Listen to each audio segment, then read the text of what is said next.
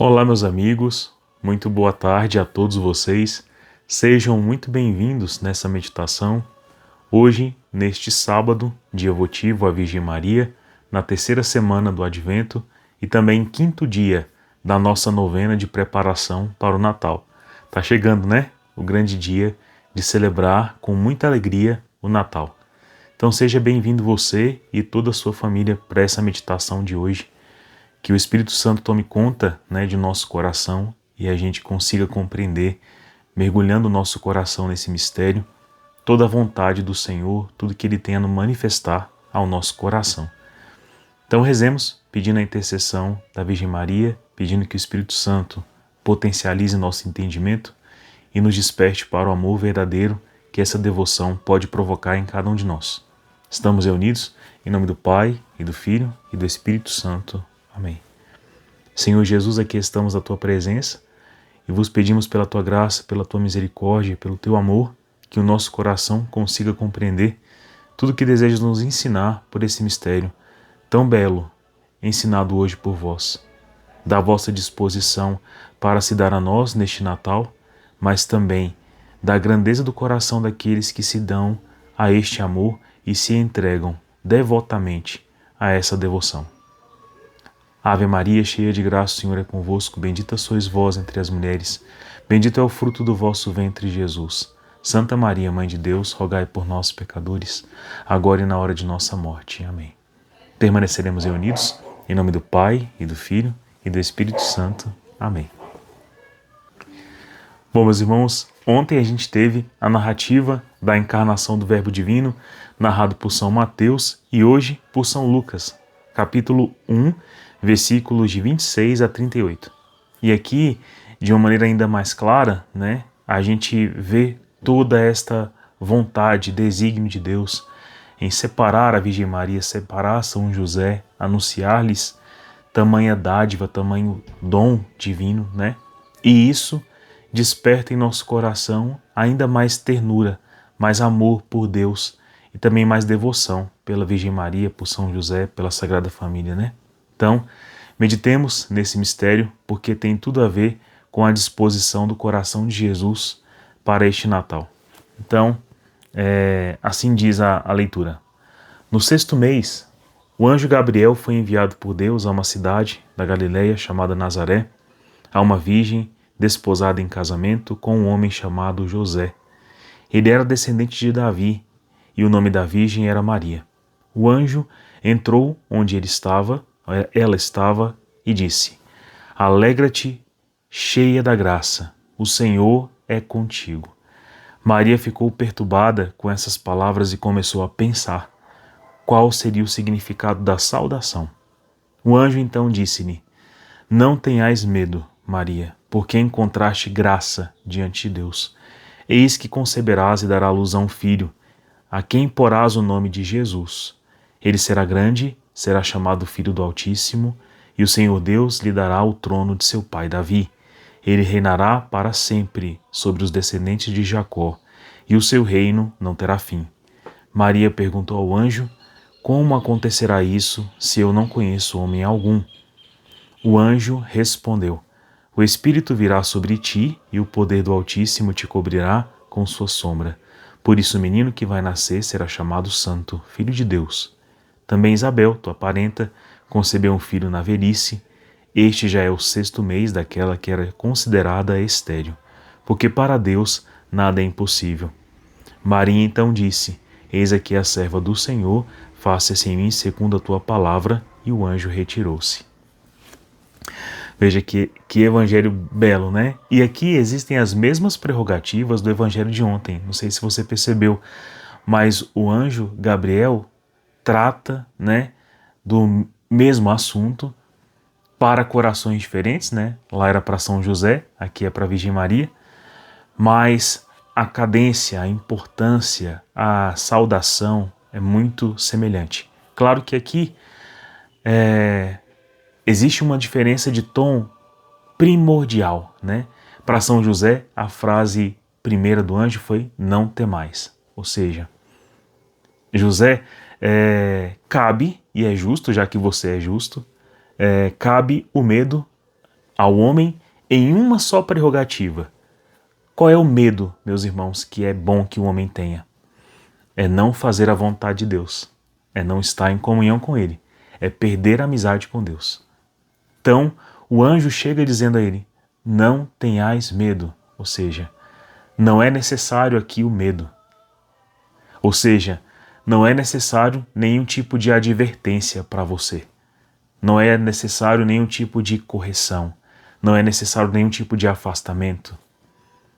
E aqui o anjo anuncia uma coisa que é interessantíssima. Ele chega dizendo, alegra-te, que é a antítese total do medo, né? Então, assim como para José não era necessário ter medo de afastar-se daquele mistério divino, daquele mistério belíssimo de que sua esposa estava grávida, né? E aqui também o anjo aparece à Virgem Maria e a leitura deixa claro que eles eram casados, ou seja, essa graça de Deus se manifesta a um casal, né? Então a esposa Maria era desposada de um homem chamado José, né? Depois é que fala o nome dela, ou seja, esta aparição, esta graça, este anúncio, este milagre que aconteceu de fato, Deus encarnou-se, Deus fez-se homem, né? E ali está ele, todo Deus, todo homem, sendo tecido no ventre da Virgem Maria. Esse milagre aconteceu. Então, aqui a prerrogativa também é para com São José, né? Então, uma virgem desposada em casamento a um homem chamado José, ele era descendente de Davi. Ou seja, quem trazia aquela linhagem era José, né? E na leitura também de Mateus a gente percebe que Maria também é filha de Davi. E o nome da virgem era Maria. Então, para São José, o convite foi no sentido, José, você é tão justo, tão virtuoso, tão bom, né? Não tenha medo em se afastar do mistério. Aqui não cabe aquele santo temor de Deus que é o temor de afastar-se de Deus. Então, não se afaste do mistério reservado para você também. Então, não tenhais medo. Já aqui, alegra-te, cheia de graça, o Senhor está contigo. Ou seja, Maria já não se afastava do mistério, né? São José se afastou naquela noite terrível que deve ter sido para ele, porque ele não sabia a participação dele até que Deus o revelasse. E Maria aqui, alegra-te, ou seja, é a antítese total do medo. Se para São José foi necessário dizer não tenhais medo, para Virgem Maria foi simplesmente alegra-te. Por quê? Ela já estava muito inserida dentro desse mistério que ia ser apresentado a ela. Então, ela não foi pega totalmente de surpresa. Pensa bem, se o Espírito Santo a separou, se Deus a separou desde o princípio, separou também São José, claro, mas separou a Virgem Maria. O Espírito Santo, assim como fala muito ao nosso coração, assim como nos conduz para a verdade, para o que é belo, para o que é eterno, para o que é Deus, nos adverte dia e noite o coração no que é bom e no que não é bom. Você acha que o Espírito Santo, Deus, também não teria comunicado a uma pessoa tão próxima, tão íntima dele, sobre esses suspiros elevados de ser a mãe do Senhor? Pensa bem sobre isso, né? Segredos íntimos aí entre Deus e o coração de Nossa Senhora. Mas de fato, aqui o fato é esse, que o anjo chegou já dizendo para ela, alegra-te, porque é cheia da graça, já está apresentado ao teu coração este mistério que eu venho anunciar. Por isso que ela ficou pensando nas palavras do anjo, em qual seria seu significado. Por que ela ficou pensando? Porque seu coração já considerava vocações elevadas. Por isso ela mesma já tinha se separado, né, na sua castidade, na sua pureza. Por isso o casamento com São José já tinha esses termos. Por isso esse santo patriarca também já tinha esses termos para si.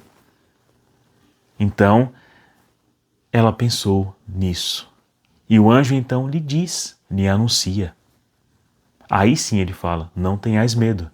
Não precisa se afastar desse mistério que o Senhor já colocou em seu coração há muito tempo. Não tenhas medo, Maria, porque encontraste mesmo graça diante de Deus. Aí é a mesma frase que o anjo diz a São José: não tenhais medo. Eis que conceberás e dará à luz a um filho, e a quem porás o nome de Jesus. Ele será grande, será chamado Filho do Altíssimo, e o Senhor Deus lhe dará o seu trono de seu pai, Davi. Mais uma vez, exaltando a promessa, a aliança que o Senhor fez com o seu povo. Por meio de Davi, ele prometeu um descendente direto que governaria e direcionaria o seu povo para a salvação. Não apenas a salvação neste mundo, mas a redenção eterna. Então ele reinará para sempre sobre todos os descendentes de Jacó, e o seu reino não terá fim. E Maria, mais querendo contribuir com o anjo, ela fala: como acontecerá isso se eu não conheço o homem? E aqui a frase é no eterno, né? Por mais que o Evangelho já diga no início que esta era uma virgem desposada com um homem chamado José, ou seja, já era casada com José, a frase do anjo diz, né? A frase de Maria diz uma coisa eterna: eu não conheço o homem. Então, eu não conheço, quer dizer, eu não conheci, não tive intimidade com o homem, não tenho intimidade com o homem. José é meu esposo, mas temos uma vida celibatária, e não terei. Não conheço homem algum. E o anjo lhe responde, porque ela quer saber como melhor contribuir. O Espírito virá sobre ti, e o poder do Altíssimo te cobrirá com sua sombra. Por isso, o menino que vai nascer de ti será chamado Santo Filho de Deus. E aí o anjo ainda mais anuncia algo ao coração de Maria para testemunhar a ela com grande alegria de Deus por realizar o que é impossível. Fala: também a Isabel, tua parenta, já idosa, concebeu um filho na velhice. Este já é o 6º mês daquela que era considerada estéril, porque para Deus nada é impossível. E Maria agora, com total disposição, como já estava essa disposição no início do Evangelho, ela diz: eis aqui a serva do Senhor, faça-se em mim segundo a tua palavra. E o anjo retirou-se, né? Até o anjo, contemplando quão grande era essa graça, ele dá as primícias para Deus. O anjo se afasta, porque o mistério é íntimo, o mistério é do Altíssimo, né? Para com aquela que o anjo passaria então a reverenciar como rainha, rainha dos céus. É por isso que a sua entrada também é assim: ave cheia de graça, o Senhor está contigo. Pois o anjo, com certeza, já conheceu várias mulheres, vários homens sobre esta terra. Mas a esta ele chama de ave, ave cheia de graça. Existe uma diferença aqui imensa, imensa. É uma saudação régia.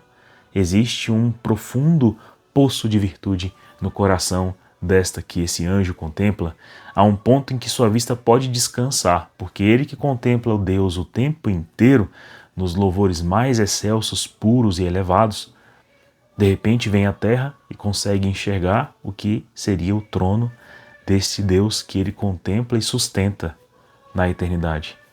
Então seu olhar descansa. Ave cheia de graça, ave rainha, ave porta, ave entrada de Deus para este mundo, para este tempo. Ave cheia de graça, repleta do Senhor, porque o Senhor fez maravilhas de fato em você, no seu seio, na tua vida. O anjo se retira. É grande demais, não é?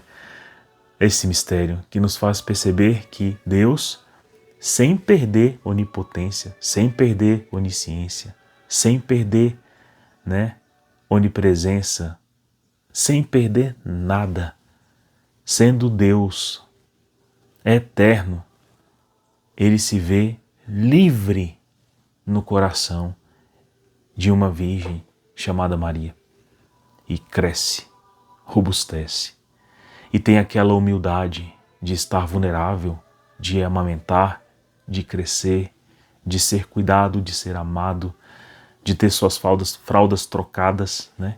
De aprender com Maria e com José as Escrituras. Uai, Fábio, as duas coisas cresceram juntas? Sim. O fato dele ser todo Deus não anula o fato dele ser todo homem e aprender como homem. Por isso, quem não entender esse mistério não consegue entender nada dos evangelhos, nada. Nem narrado por São Lucas, nem por Mateus, nem por São João, nem por Marcos, a gente não consegue entender. Por quê? Em vários momentos a gente percebe Deus muito claramente manifestando em Cristo que Ele conhece tudo. Sabe da cruz que vai vir, da paixão que vai sofrer, da ressurreição que vai ter, da libertação dos cativos, porque Jesus já contemplou isso na eternidade. Eu sou o pão vivo descido do céu, eu vim do céu, eu conheço o Pai, eu conheço o que é eterno. Mas Jesus muitas vezes mostra que Ele está bem aqui no tempo. E mesmo sabendo que Lázaro iria ressuscitar, Ele chora a morte que Ele está vivendo naquele momento. Mesmo sabendo da ressurreição, Ele chora a paixão no Horto das Oliveiras. Mesmo sabendo que Jerusalém seria destruída e reerguida, que Jerusalém seria sitiada, tomada, que Jerusalém estaria como ela está lá hoje. Jesus chorou sobre ela, porque ela não reconheceu o tempo em que foi visitada. Então, meus irmãos, a gente percebe que se nós, quando não temos virtudes e quando nos abrimos muito ao pecado, a uma vida desregrada, desordenada, isenta da graça, assim, né? A gente vê tudo deteriorando, a gente vê tudo desmanchando, nossos propósitos, nossos objetivos, até a nossa casa, até a nossa família, ela pode ruir se não tem boa base em Cristo, se não é solidificada na sua vontade, se não está sólida no amor, até essas relações mais profundas de sangue se desfazem. Como é que a gente vai perceber, né, que em Nazaré tinha alguma coisa menos do que santa? Porque aqui nada se desfaz. Essa igreja que começa com essas 3 pessoas só cresce, só robustece, só convida, só arrebanha. Por isso, meus irmãos, é necessário que para você entender a palavra inteira, você entenda o que acontece em Nazaré. E é por isso que nós vamos hoje meditar na novena de Natal, né, no 5º dia, sobre a disposição que só uma pessoa divina como Cristo pode pagar o preço da nossa redenção. E só Ele mesmo também pode ter essa humildade de estar na nossa condição, mesmo sem pecado, estar no nosso limite, no nosso tempo, nas nossas fadigas, no nosso dia a dia, e dentro dessa realidade nos apontar uma decisão resoluta demais em nos redimir. Então, meditação para o 5º dia da novena de Natal. Estamos reunidos em nome do Pai, e do Filho, e do Espírito Santo. Amém. Desde o primeiro instante que o Verbo Divino se viu feito homem e criança no seio de Maria, ofereceu-se sem reservas aos sofrimentos e à morte para o resgate do mundo. Foi oferecido porque Ele mesmo quis. Sabia que todos os sacrifícios de bodes e touros oferecidos a Deus no passado não podiam satisfazer pelos pecados dos homens, que só uma pessoa divina podia pagar o preço de sua redenção. Eis porque escreve São Paulo: desde a sua entrada no mundo, ele diz: não quiseste hóstia nem oblação, mas me formastes um corpo. Então eu disse: eis que venho. Considera os sofrimentos de Jesus Cristo no seio de sua mãe, onde esteve como numa prisão durante 9 meses, né? Porque ele está naquela condição humana. É verdade que as outras crianças se acham no mesmo estado, mas não lhes sentem os incômodos porque não os conhecem. Jesus, ao contrário, tinha pleno conhecimento dele. pois desde o primeiro instante de sua vida teve um perfeito uso da razão. Então é muito engraçado aqui Santo Afonso dando para nós a conhecer essa profundidade, né, de que Deus mantém inteligência divina e mantém inteligência humana, e a inteligência humana está no tempo, vivendo e aprendendo, né? Mas a inteligência divina está ativa. E ali Deus está humilde, quietinho. Ele é o todo onipotente, todo onisciente. Ele é toda a graça, todo o amor encarnado, podendo tudo. Mas ele se faz quietinho, né? Por humildade, né? Por contemplação bela também da sua própria criatura, né? Foi Deus quem fez o homem nessas condições. Então, Jesus experimenta tudo isso. Possuía os sentidos e não podia servir-se deles. Tinha olhos, mas não podia ver. Tinha língua e não podia falar. Tinha mão e não podia estendê-la. Tinha pés e não podia andar. De sorte que durante 9 meses teve de ficar no seio de Maria, como que encerrado num sepulcro, como um homem sem socorro, abandonado entre os mortos. Então, se a gente considera que Jesus tinha inteligência divina ativa, imagine, é como durante 9 meses dormir. Eis a que se reduz o Filho de Deus, por amor dos homens, privar-se de sua liberdade e se colocar em cadeias para livrar-nos das cadeias do inferno. Mas existe uma outra liberdade, né, muito extensa no coração de Deus, né, estando no coração de Maria. Por quê?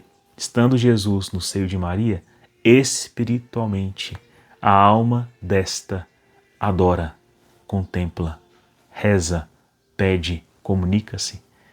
Então, de uma maneira diferente, e algo que o homem é incapaz de fazer, durante a gestação, Jesus tinha companhia, né, pela vida espiritual. Olha que coisa forte. Era livre porque voluntariamente se fizera prisioneira de amor naquele cárcere, mas o amor o privava da liberdade e lá o conservava tão estreitamente preso que não podia mover-se. Ele era livre.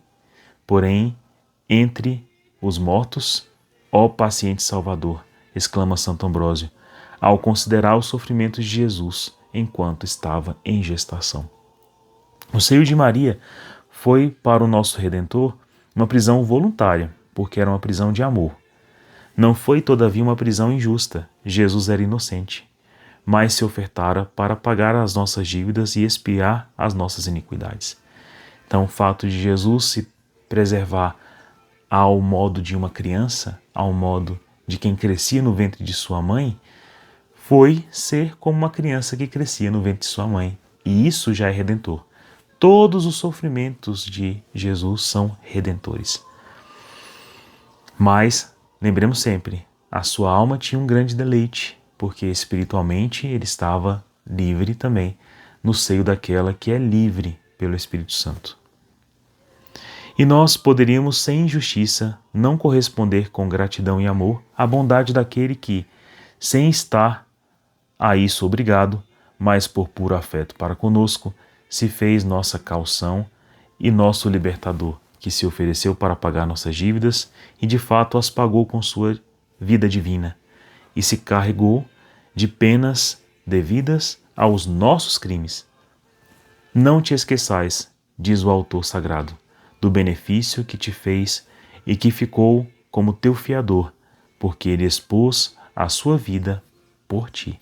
Eclesiástico 29, 20. Afetos e súplicas de hoje. Sim, meu Jesus, o vosso profeta tem razão em advertir-me a não esquecer a graça inapreciável que me fizeste. Eu era o devedor, o culpado e vós o inocente. Vós, o meu Deus, quiseste expiar minhas faltas com vossas dores e com a vossa morte, mas eu, depois disso, esqueci os vossos benefícios e o vosso amor, e tive a audácia de voltar-vos as costas, como se não fosseis o meu soberano Senhor e um Senhor que me amou tanto. Mas, meu caro Redentor, se no passado eu fui ingrato, estou resolvido a não cometer mais a mesma falta. Os vossos sofrimentos e a vossa morte serão o objeto dos meus pensamentos. Recordar-me-ão sem cessar o amor que me tendes. Maldigo esses dias em que esqueço do que sofrestes por mim, fiz uso mal da minha liberdade. Vós me a destes para eu amar, e dela me servi para vos ultrajar. Mas hoje consagro-vos inteiramente essa liberdade que eu recebi de vós. Olha só que bonito, né? Nós já estamos aqui crescidos, já temos nascido, então somos livres. E para que mesmo serve essa liberdade, né? Veja que Jesus se viu preso, mas essa liberdade era redentora. Por favor, Senhor, preservai-me da desgraça de me ver outra vez separado de vós. Esse é o temor que temos que ter. E caído na escuridão de Lúcifer, prendei minha pobre alma aos vossos sagrados pés, pelas cadeias do vosso amor, a fim de que não se separe jamais de vós. Pai eterno, pelo cativeiro de Jesus no seio de Maria, livrai-me das cadeias do pecado e do inferno. Muito melhor estar preso, né, à nossa boa mãe, do que preso aos vícios do pecado. E vós, ó Mãe de Deus, socorrei-me. Tendes o Filho do Altíssimo, encerrado em vosso seio, e estreitamente unido a vós. Já que Jesus é vosso prisioneiro, fará o que lhe disserdes. Dizei-lhe então que me perdoe. Dize-lhe que me torne santo. Ajudai-me, minha mãe, eu vos conjuro pela graça e honra que Jesus Cristo vos fez de habitar 9 meses em vós. Olha que bonita essa oração. Ela é forte, porque eu estou pedindo para a Virgem Maria um direito, né? Que foi dado a ela. Presta atenção. E vós, ó Mãe de Deus, socorrei-me. Tendes o vosso Filho Altíssimo encerrado em vosso seio e estreitamente unido a vós, já que Jesus é vosso prisioneiro, né? Porque ele se deu a isso, fará o que lhe disserdes. Então, dize-lhe que me perdoe. Dize-lhe que me torne santo. Ajudai-me, minha mãe, eu vos conjuro pela graça.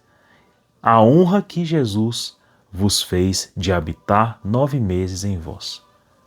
Eu vos conjuro pela graça e pela honra que Jesus fez para vós, por habitar 9 meses em ti. Esta é a ousadia de Santo Afonso, pedindo para sua mãe, né, o direito de ser santo também.